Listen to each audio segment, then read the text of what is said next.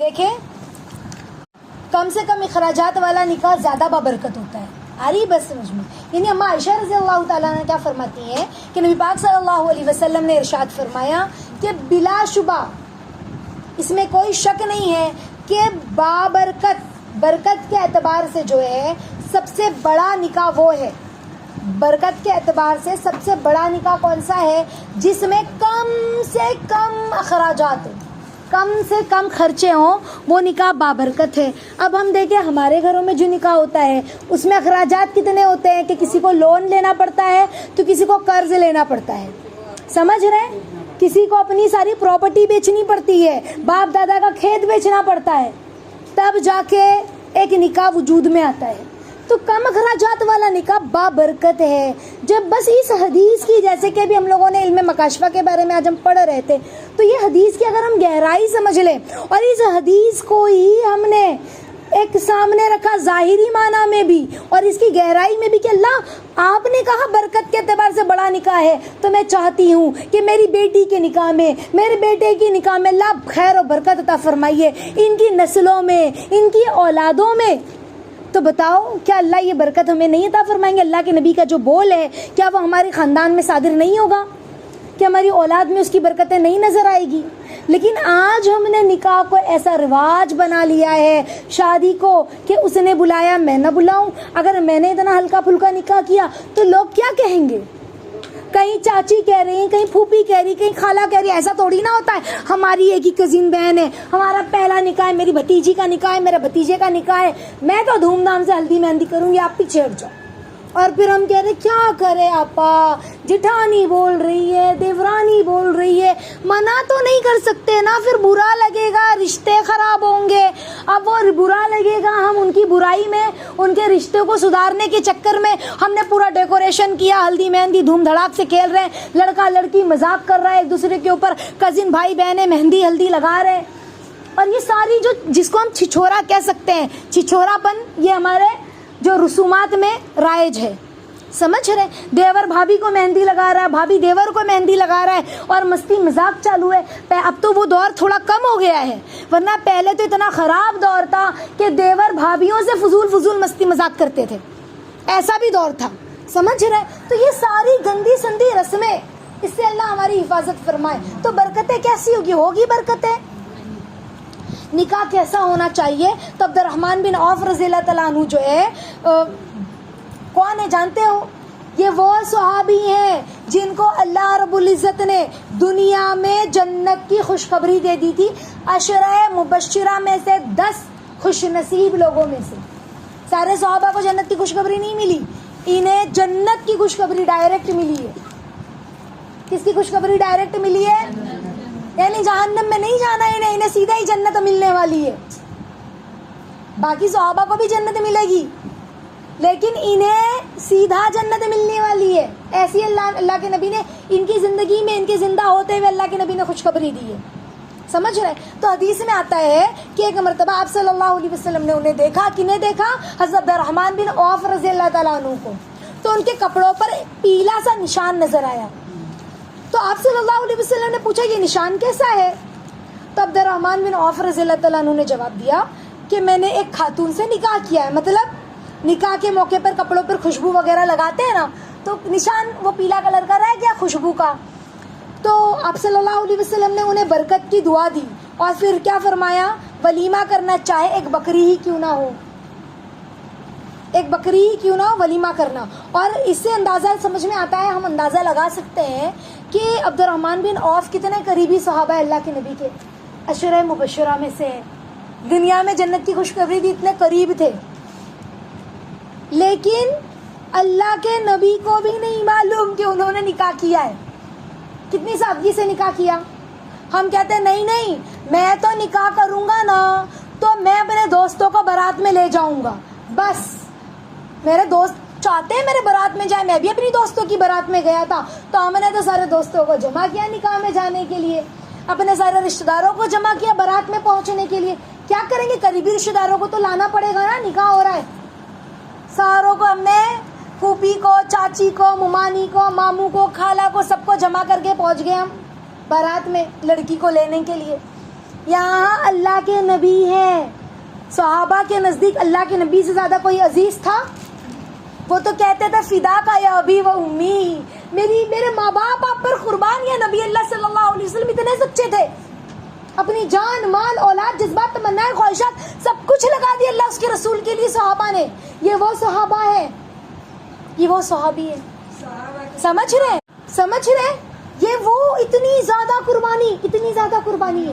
بلکہ اللہ کے نبی صلی اللہ علیہ وسلم جب دنیا سے رخصت ہو گئے تو عبد الرحمن بن عوف رضی اللہ تعالیٰ عنہ نے ہمارے نبی کی تمام بیویوں کی جو خرچے کی ذمہ داری نے اپنے ذمے لے لی تھی. اتنا خیال، اتنا کیئر کرتے تھے، اتنے پیارے صحابہ.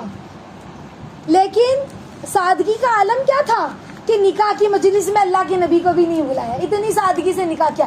یعنی ان کے نزدیک نکاح بہت ہلو گلے کا نام نہیں تھا. بھائی 4 لوگوں کو جمع کر کے پڑھوا دیا تاکہ گواہ موجود رہے، گواہی موجود رہے. اسلام تو گواہ مانگتی ہے نا. لیکن ہم نے اس وقت تک رکے، ابھی وہ ان کی چچی آ جائیں، ان کی ممانی آ جائے، چھٹیوں میں نکاح کرنا ہے، سارے لوگ گاؤں سے آ جائیں نہیں تو برا لگائیں گے. پہلے بیٹے کا نکاح، آخری بیٹے کا نکاح، سب کو میں بلا لوں. اور ہم نے نکاح کو اتنا لمبے ڈیلے کیا، 4-5 مہینے کے لیے تاریخ رکھ دی. چھٹیاں لگ جائے تب سب آ جائے، تب ہم حلوہ پوری کھائیں گے، نان گوشت کھائیں گے. نکاح کا نکاح تو یہ ہے کہ رشتہ طے ہو گیا بس کر دو. یہ رواج ہے اچھے گھروں کا، اچھے خاندانوں کا رواج ہے. دیندار گھر بھی اس سے خالی نہیں ہے، دیندار گھر بھی اس سے خالی نہیں ہے. آپ صلی اللہ علیہ وسلم نے جب کپڑوں پر خوشبو لگی دیکھی نا، خوشبو کے نشان لگے دیکھے، تب اللہ کے نبی نے پوچھا تو انہوں نے کہا کہ ہاں یا نبی اللہ نکاح کر لیا ہے.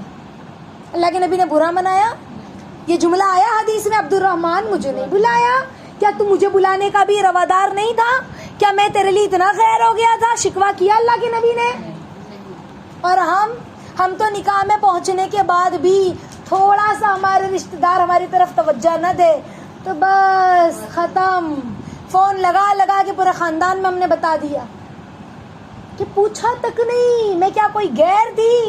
وہیں اپنی بہنوں کو پوچھا کیا میں کوئی باہر سے آئی تھی، میری تو کتنی عزت ہونی چاہیے تھی. میرے سسرال والے بھی آئے تھے، یہ عزت رہی میری؟ ہم نے شکوہ شروع کر دیا. یہ بھی نہ سوچا کہ بیچارے مصروفیت میں اتنے مصروف ہوں گے، شاید نگاہ نہیں پڑی. نگاہ پڑی تو کچھ دماغ میں انسان کے ساتھ ٹینشن ہوتا ہے، منہ تک بات آتی ہے لیکن کبھی کبھی بول نہیں پاتا، پوچھ نہیں پاتا، ہوتا ہے ایسا. سمجھ رہے؟ تو آپ صلی اللہ علیہ وسلم نے بھی کوئی شکایت نہیں فرمائی کہ تم اکیلے نکاح کر بیٹھے، ہمیں پوچھا بھی نہیں. بلکہ شکایت کی بجائے اللہ کے نبی نے انہیں دعا دی اور ساتھ ہی یہ بھی ترغیب دی کہ ولیمہ کرنا. ولیمہ سنت ہے نا، ولیمہ کرنا. تو دراصل اسلام نے جو ہے وہ نکاح کو اتنا آسان اور اتنا سادہ بنا دیا ہے نا کہ جب دونوں فریق راضی ہو جائے، لڑکے والے اور لڑکی والے، لڑکا اور لڑکی، تو کسی بیجا رکاوٹ کے بغیر یہ رشتہ قائم کر سکتے ہیں. شریعت نے یہ بھی شرط نہیں لگائی کہ کوئی قاضی یا عالمی نکاح پڑھائے. کوئی بھی نکاح پڑھا لے، کوئی بھی بیٹھ کے وہ نکاح کا جو خطبہ ہے، جو دعا ہے، وہ عربی میں دیکھ کر پڑھ لی اور پوچھا نکاح قبول ہے؟ لڑکے نے کہا قبول ہے. تم کو قبول ہے اتنے مہر کے عوض؟ اس نے کہا قبول ہے. کوئی مولانا کی ضرورت نہیں ہے اس میں. نکاح پڑھانے میں کوئی قاضی، کوئی مولانا کی ضرورت نہیں ہے. اگر آپ نے خطبہ نہیں بھی پڑھا، خالی پوچھ لیا بیٹھ کے، باپ نے ہی پوچھ لیا لڑکے سے اور لڑکی سے، اور گواہ 2-3 بیٹھے ہوئے ہیں کہ تم کو قبول ہے اتنے مہر کے عوض؟ اس نے کہا قبول ہے، قبول ہے، ہاں قبول ہے. بس یہ قبولی نکاح ہے. بات سمجھ رہی ہے؟ یہ قبولی نکاح ہے. اور جہاں تک سگنیچر کی بات ہے تو یہ تو گواہی کی وجہ سے ہم کو لگتی ہے کہ ہم جس ملک میں رہتے ہیں قانون قاعدہ ہے تو ہمیں گواہی کے لیے ہمیں سگنیچر کی ضرورت ہے. سائن نہیں بھی کیا صرف منہ سے قبول بول دیا ہو گیا نکاح، بات ختم. گواہ موجود ہے. بات سمجھ میں آ رہی ہے؟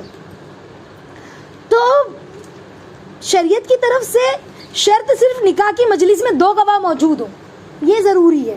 اگر دولہا دلہن عاقل ہیں، بالغ ہیں، عقل مند بھی اور بالغ بھی ہیں، تو ان میں سے کوئی دوسرے سے کہہ دے کہ میں نے تم سے نکاح کیا، اور لڑکے نے کہہ دیا کہ ہاں میں نے قبول کیا، دوسرے نے جواب دیا میں نے قبول کیا، بس نکاح ہو گیا. یعنی اگر لڑکا لڑکی کوئی قبول کروانے والا بھی نہ ہو، دو گواہوں کے سامنے کہہ دیا، جیسے میں لڑکی ہوں، کسی لڑکے سے میں نے سمجھو یہ لڑکا ہے، میں نے کہا تمہیں، اس نے مجھ سے پوچھا کہ تمہیں مجھ سے نکاح قبول ہے، میں نے کہا ہاں مجھے قبول ہے، بس قبول ہو گیا. کسی نے پوچھنے کی ضرورت بھی نہیں ہے، اتنے مہر کے عوض قبول ہے ایسا بولنے کی بھی ضرورت ہے، قبول ہو گیا نکاح. اتنا آسان نکاح صحابہ نے میدان جنگ میں بھی کر لیا نکاح، اتنا آسان. میدان جنگ میں کتنا گہمی ہوتی ہے، میدان جنگ میں کیا ہوتا ہے، گہما گہمی ہوتی ہے نا، سر پہ چھری لٹک رہی ہوتی ہے، گردن پہ تلوار ہوتی ہے، لیکن ایسے میں بھی صحابہ نے نکاح کر لیا. کوئی ڈھولکی نہیں لگی، کوئی دعوت نہیں ہوئی دھوم دھام سے، ٹینٹ باندھے گئے اور خیمے باندھے گئے. جو تھا اللہ کے نبی نے تو ایک جنگ میں اللہ کے نبی کا صفیہ رضی اللہ تعالیٰ عنہ سے غالباً انہا سے نکاح ہوا جنگ کے میدان میں، تو اللہ کے نبی کے پاس ولیمے میں کھلانے کے لیے کچھ نہیں تھا، جس کے پاس جو موجود تھا کھجور ستو، اللہ کے نبی نے دسترخوان پہ رکھ دیا، کہا یہ ولیمہ ہے، یہ ولیمہ ہے. جو بھی تھا کھجور ستو سب لوگوں نے کھا لیا، ختم ہو گیا ولیمہ پورا. بات سمجھ میں آ رہی ہے؟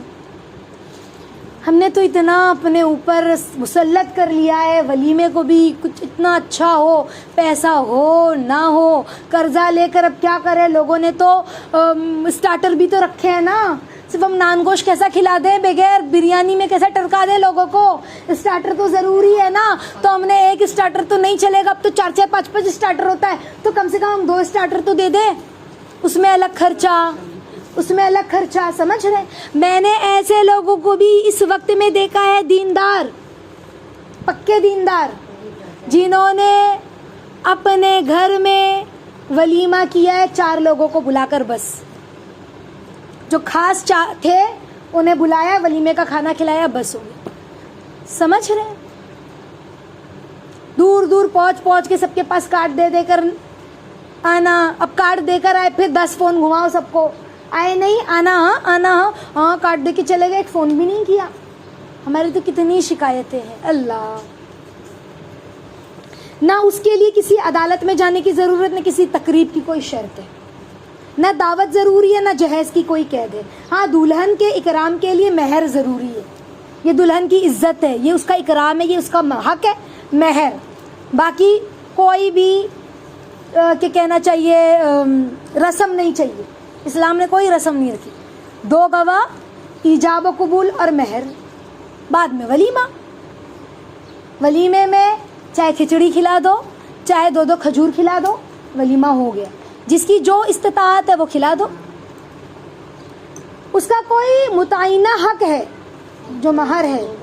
صحیح طریقہ یہی ہے کہ مہر تعین بھی نکاحی کے وقت کیا جائے، جب نکاح ہو رہا ہے اسی وقت مہر فکس کر لی جائے. لیکن اگر بالفرض نکاح کے بعد مہر کا ذکر نہ کیا، نہ آیا، تو تب بھی نکاح ہو جاتا اور مہر مثل لازم ہوتا ہے. یعنی نکاح کے وقت دھیان نہیں تھا مہر فکس کرنا، تو مہر مثل اب آ گیا، نکاح ہو گیا، ہم نے تو مہر رکھنا ہی بھول گئے، کتنی رہنی چاہیے کیا، تو اب کیا، تو کہا مہر مثل آئے گا. مہر مثل یعنی جو مہر اس وقت رواج ہے زیادہ، جو مہر چل رہی ہے آج کل، وہ مہر ہم رکھ دیں گے. نکاح کے وقت خطبہ بھی ایک سنت ہے، خطبہ فرض ہے نا. حتی الامکان اس سنت کی برکات ضرور حاصل کرنی چاہیے انسان کو. تو خطبے میں وہ جو قرآنی آیتیں ہیں اور نکاح سنت ہے، اس کی جو حدیث ہے وہ پڑھ لیا عربی میں، 2-3 عربی کے بول دیے کہ بھائی نکاح سنت ہے، بیوی کا خیال رکھنا چاہیے، نکاح کے ذریعے انسان نکاحوں کو پاکیزہ بناتا ہے. ایسا خطبہ تھوڑا سا دے دیا، چھوٹا سا 1-2 منٹ کا، دعا پڑھ لی، نکاح ہو گیا، تو بات ہو گئی. تو لیکن نکاح کی صحت اس پر موقوف نہیں ہے کہ بندہ جو ہے خطبہ یہ سب جو ہے یہ سنت ہے اور ہونا چیز سے برکتیں ملے گی. لیکن ایسا نہیں کہ مولانا صاحب نے خطبہ نہیں پڑھا گیا تو نکاح نہیں ہوگا، نکاح ہو جائے گا. تو اسی لیے اگر خطبہ بغیر ایجاب و قبول کر لیا جائے تب بھی نکاح صحیح ہو جاتا ہے اور نکاح میں کوئی نقص نہیں آتا. تو نکاح بڑا آسان ہے، اسلام نے نکاح کو بڑا آسان بتایا ہے. اللہ تعالی ہم سب کو صحیح سمجھ، فہم، فراست عطا فرمائے. انشاءاللہ ہم اگلے ہفتے مزید نکاح کے بارے میں